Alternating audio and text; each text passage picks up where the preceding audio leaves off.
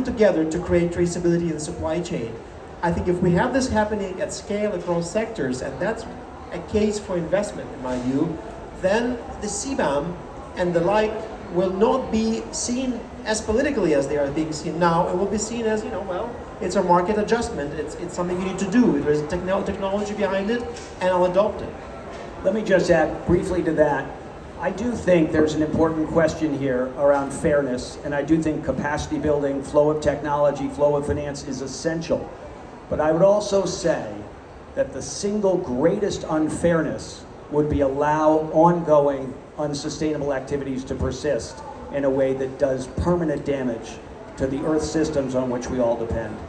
With that, we've got another question. For those who are thinking we might be wrapping up, we will wrap up in about 5 minutes, but having started a little bit late, we're going to try to squeeze in 2 more quick questions.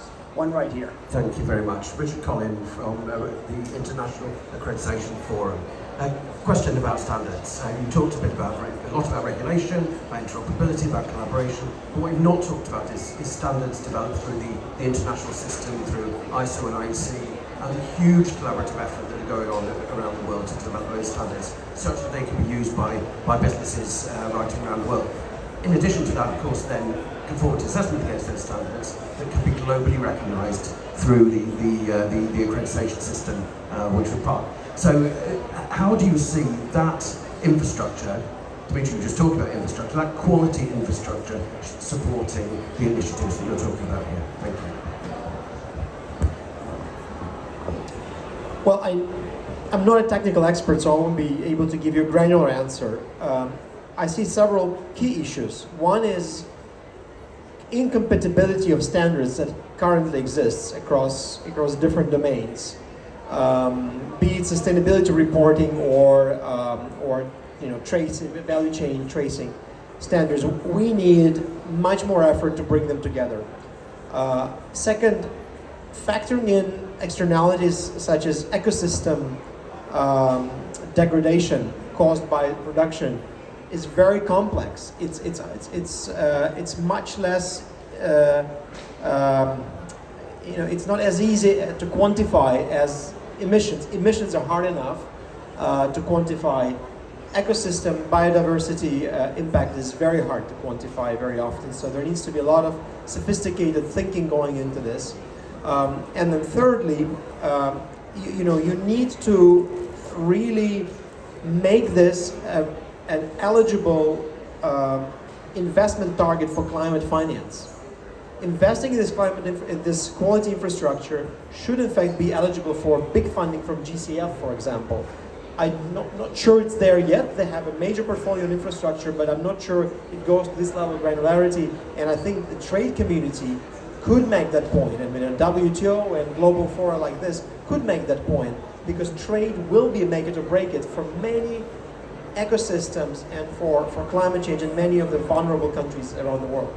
So we're going to take one more question. We'll take right here.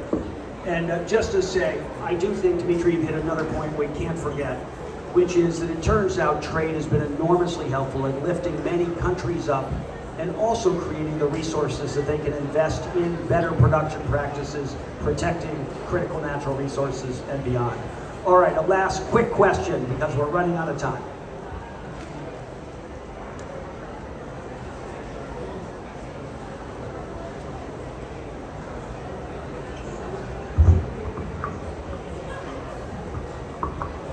Okay, I don't have question, but I have notes.